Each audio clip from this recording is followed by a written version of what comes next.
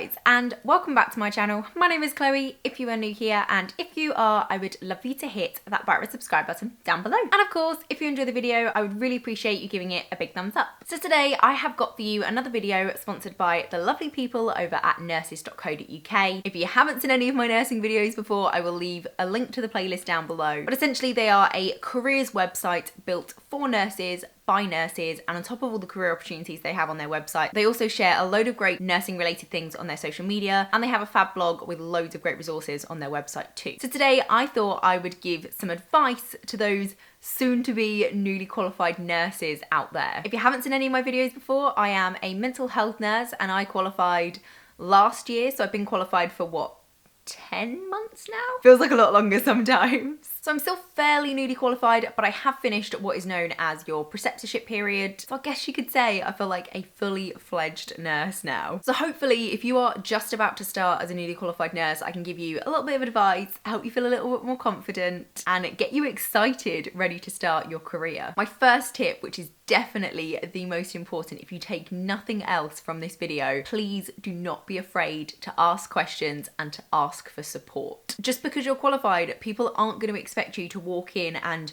know everything and be able to do everything and just go off and be completely independent from day one. Nobody expects that of a newly qualified nurse. They know you're going to need support. They know you're going to have questions. So please don't be afraid to ask. Don't be afraid to speak up. If you're not sure about something, don't worry about looking stupid thinking, oh, I'm qualified, I should know this. You might just come across some things that you never dealt with as a student nurse. So if you've never dealt with it before, you're not gonna know how to handle it, and that's absolutely fine. You're much better off just putting your hand up and saying, I don't know how to do this, can you help me with this, than trying to do it on your own and doing it wrong. One of the really important things within the NMC Code of Conduct is that as a nurse, you work within your limits and you know what you're capable of, and that's what you do. For example, as a student, if somebody said, oh, do you wanna go and give an injection for the first time? You probably wouldn't just say, yep, let's go and do it now. You'd probably say, can you talk me through it first? Give me a chance to read up about it. Can I watch you doing it first? And that's exactly the same thing when you're a qualified nurse. If you've never done something before and you don't know how to do it, just say. I'm actually super excited because obviously we're going to have some newly qualified starting on my ward soon, and I'm really excited to be able to support them and help them to feel as confident as they possibly can, because I know how terrifying it is walking into a ward on that first day and going, hi, I'm Chloe, I'm your new staff nurse. I was petrified. I was absolutely petrified. You could have been the most competent student nurse that has ever lived, and it's still a completely different ball game when you step onto that ward for the first time as a qualified nurse. Everything just feels really different. So a really good example of this for me is, as I said, I'm a mental health nurse, and on mental health wards you'll have what are known as kind of like intentional rounding or intermittent checks, which is basically where either every hour or every 15 minutes, depending on the ward, depending on the risk, you'll go round and you just need to kind of eyeball every patient. You need to know where they are and just check that they're safe, basically. And I remember doing this for the first time as a qualified nurse, and I was petrified. I was literally like double, triple checking people. If people were asleep, I was standing there for like a good 30 seconds to double check they were breathing.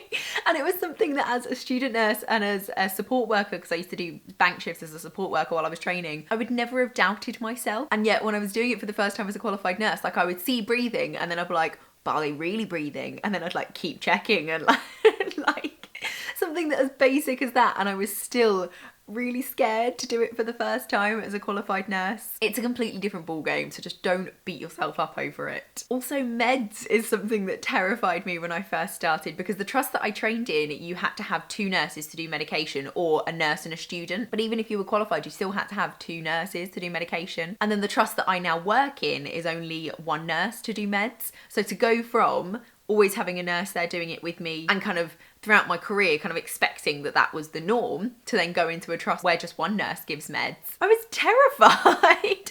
Even though I knew I could do it and I knew I was competent, I was still absolutely terrified. So what I'm trying to say is, it's natural to feel nervous, but you can do it. You've got this. You've qualified as a nurse, so you're clearly competent. But if there's things you don't know and you need support with, just say. I've already mentioned this thing called your preceptorship, which you likely would have heard of already, but if you haven't, it's kind of, I don't really know how to describe it. It's basically like the period when you first qualify as a nurse. You're known as a preceptor nurse or preceptorship nurse. Similar to if you qualify as a teacher for that first year, you're referred to as a NQT, newly qualified teacher. It's essentially that, but in nursing. So it's this period of time when you're a fully qualified nurse, but you're brand new. There'll be extra things in place for you as a preceptor nurse. So one of the things that I would definitely recommend is in your first week, have a chat with either one of the more senior nurses or your ward manager, service manager, whoever. Find out what safeguards and what extra support are there in place for you as a preceptor nurse. This is going to vary massively depending on where you work, but it could be things like not being able to do nights while you're a preceptor nurse, or not being allowed to be the only qualified on shift. In some places, you can't be the nurse in charge if you're a preceptor nurse. You have a smaller maximum number of patients that can be allocated to you. Maybe something like you're not able to be moved to a different ward if there's staffing issues and another ward needs an extra nurse. As a preceptor nurse, the service aren't able to move you. Whatever it is, find out what things are in place for you as a preceptor nurse, and then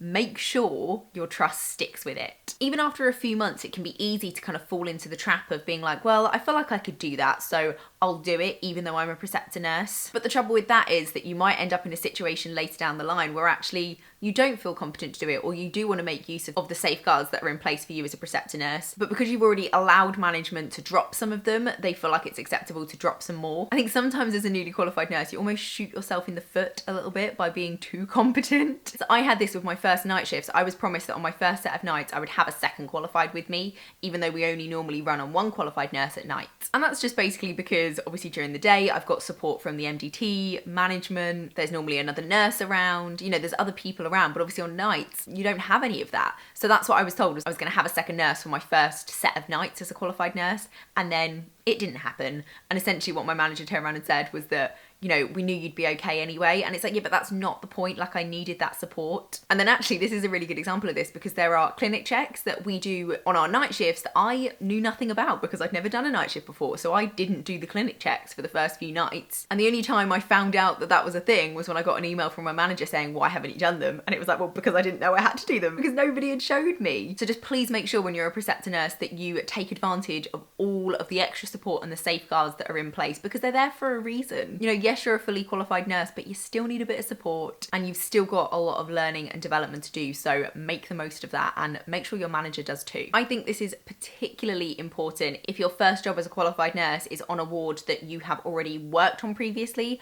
whether that's been as a student nurse or if you've been doing shifts as a support worker there previously. I think management can often fall into the trap of being like, oh, well, we know them, we know they're really good, and then you get a little bit less support. And it's not an intentional thing. It's not like they're deliberately thinking, oh, you know, we'll give them less support, but because they know you and they know you're competent, it kind of accidentally happens. But just be firm and say, you know, even though I've been here as a student, I'm now a qualified nurse and it's a completely different ballgame and I need that extra support. Just be really firm and make sure you get the support that you A, want, and B, need. Going back to the topic of preceptorships, you will likely have some kind of preceptorship course, preceptorship module, preceptorship program, whatever they want to call it. You will likely have some kind of like workbook sort of thing, similar to when you were a student and you had like a list of competencies that you needed to get signed off and things like that. You have something quite similar as a preceptor nurse. Unfortunately, mine is still with my service manager because I only handed it in last month, so I can't show you mine. But actually thinking about it, there's quite a lot of information that I wouldn't be able to show you in there anyway. But essentially it was like a workbook that I was given, and mine had 17 different sections. So one of those sections was the mental health act, one was infection control, one was safeguarding, etc. And under each heading, there were a list of competencies that I needed to prove I was competent in. However, what's slightly different about this, as opposed to when you're a student, is that you actually need to evidence this. So an example of this underneath the risk section was that I needed to demonstrate that I could complete a DATEX, which is an incident report. So I had to tick to say, yes, I know how to do a DATEX, but then I also had to print out a couple of my DATEXs and put it in as evidence with that section. So whereas when you're a student, just your mentor signing saying, yep, she's done that, she's competent to do it would be enough,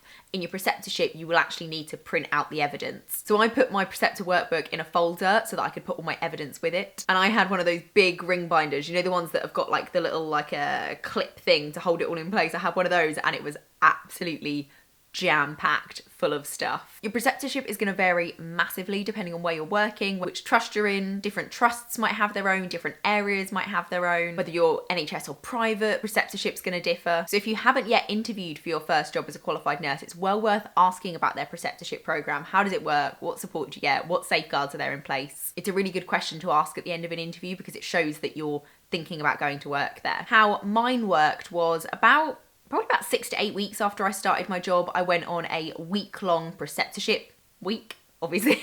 And it was basically Monday to Friday, 9 to 5, and there were loads of different kind of like seminars, training sessions, group exercises, all different kind of things that were either mandatory training that I needed to complete as a newly qualified nurse, or just extra sort of support and kind of like an introduction to being a qualified nurse. It was also just a really great way to meet other newly qualified nurses in my trust, because for anyone who doesn't know, I trained in London, but then I moved up north, I moved to Manchester when I started my job, so I didn't really know anyone, so it was a really great way to meet some other preceptor nurses. Other trusts do their preceptorship quite differently, so I know in the trust that I trained in, rather than having a week-long course, theirs was 1 day a month for a whole year. And obviously there's pros and cons to both, but that's how mine was. Mine was just a week all in one go. And then you kind of sent away with the workbook to complete it with support of one of the senior nurses on your ward. So I started my job in September, and then I went on my preceptorship course in the November, and then I've literally just handed in my preceptorship folder last month at the start of June. So it probably took me about 6 to 7 months to complete my preceptorship. They don't recommend you complete it any sooner than 6 months, and you should really have completed it within 12 months. For me, it was quite time consuming because there's just so much evidence you need to gather. Obviously, I've already mentioned the Datex thing. Another one was that I had to evidence I understood the Mental Health Act tribunal process. So I did a tribunal report for one of my patients and I printed that out and put it in there. There was also a competency about understanding the aseptic touch technique for dressing wounds and things like that. So I photocopied the poster that we have in our clinic room and put that in there to show that I had an awareness of that.